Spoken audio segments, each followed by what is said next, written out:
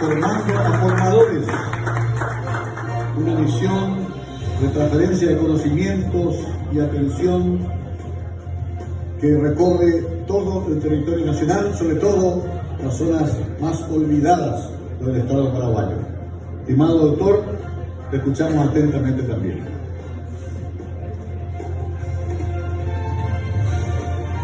Gracias, Mario, por tus bellas palabras. Siempre es generoso conmigo y es uno de los pocos pacientes que yo tengo que nunca me niega. Yo soy coloproctólogo.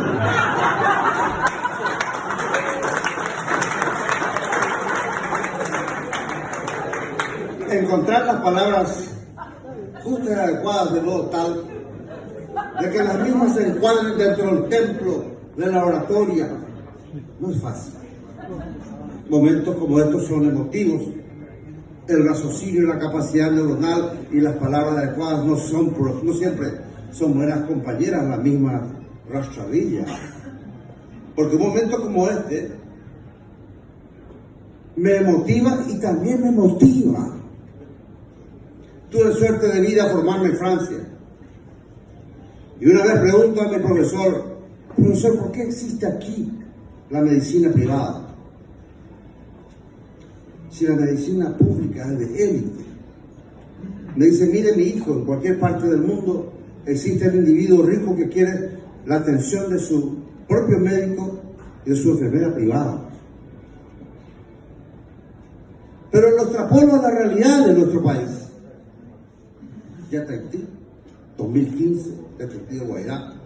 Estábamos 3 colegas, todos los pequeños se enteran de nuestra presencia y nos piden ir a ver a una paciente, señora anciana, deshidratada, caso humilde.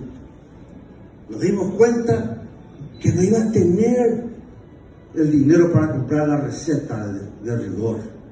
Va un compañero a comprarlo en la farmacia. Nos quedamos el tiempo adecuado para saber que la medicación tenía resultado. Y la señora insistió en pagarnos. Y nos pagó con 6 huevos, a 2 huevos cada uno. Un colega dice, ¿y dónde está mi huevo? ¿Por qué yo tengo un solo huevo? Y el otro dice, así empieza la corrupción. Y el tiempo pasó. Y al año siguiente, meses después, estábamos en esa ciudad, 73 médicos de la promoción 83 de la Facultad de Medicina de la Universidad Nacional de Asunción. Obtuve en Fuerzas Armadas la capacidad organizativa, la organización, la disciplina. Y en ese marco crecimos. Esta remesa tiene en común de que tiene entre sus miembros a médicos referentes de la medicina paraguaya. En mi especialidad he llegado a lo máximo que puede pretender un profesional dentro de la especialidad, maestro de la coloproctología latinoamericana. Pero hay otro mayor prestigio que yo, pero todos con un factor en común. Nuestros padres no tuvieron necesidad de meter manos en el bolsillo para que nosotros pudiésemos estudiar. Y el hombre de bien debe ser un hombre agradecido. Y nosotros tomamos eso como una verdad y creamos el proyecto denominado Retribuyendo al Pueblo. Y cuando aparece en este ambiente, siempre con colores turbios, un grupo de ciudadanos grandes que hacen bien las cosas, se convierten en luciérnagas y atraímos a otros colegas de otras promociones y hoy somos 204 médicos que, sumados a los colaboradores no médicos, son un contingente de 335 personas que nos vamos a lugares pobres de la República para llevar una medicina de muy alto nivel.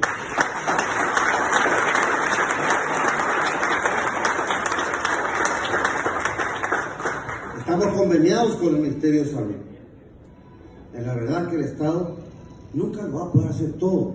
Es muy difícil que el Estado paraguayo pueda hacerle trabajar gratis a 204 médicos de élite y que van a esos lugares porque están convencidos de que es necesario que el ciudadano aporte lo suyo para hacer patria. Y en 10 años de vigencia, casi tenemos 1000 cirugías realizadas, desde cirugías cardíacas hasta hernias, porque la parte que el ministerio va a tardar mucho tiempo en cubrir es la medicina compleja.